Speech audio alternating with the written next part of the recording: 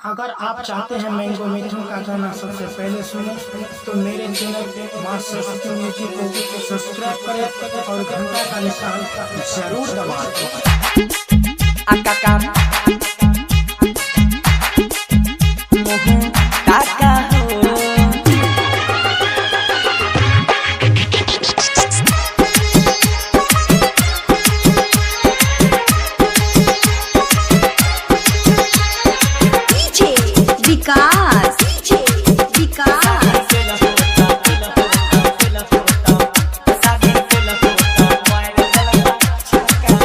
काका बेटा तोहरा मुँह टाका हो,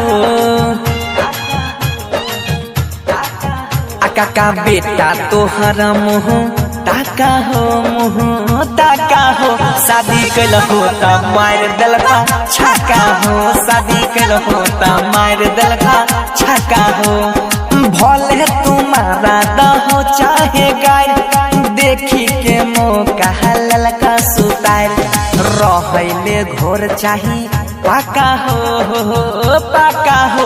शादी कल होता मार दलका छक्का हो, शादी कल होता मार दलका छक्का हो।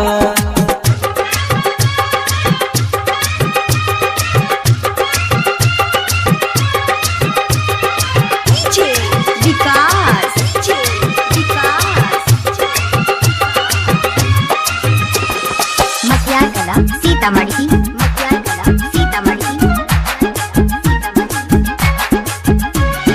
टोला मोहल्ला में ये कारा भेलू ना कोई दई रहा,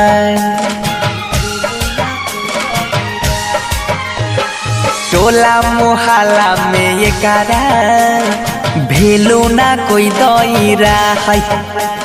बूढ़ा बो जवान का में चारा चा गाँव समाज में कह छोड़ी दहो जिद गोसा गरम, जे छिए बापू दादा के धर्म।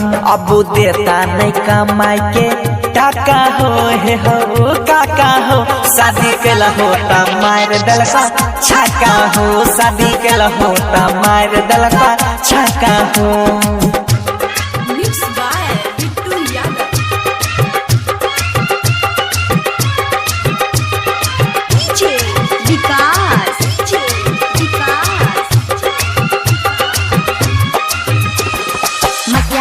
सीतामढ़ी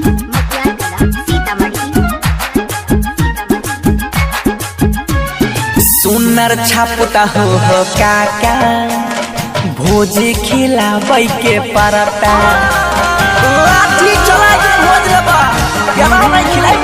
सुनर छापता हो काका, भोजी खिलाबै के परता।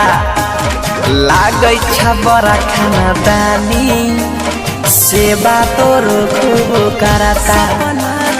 तिलक के साथे बुलेट दलका किए नहीं मारबो मोछ बताऊं।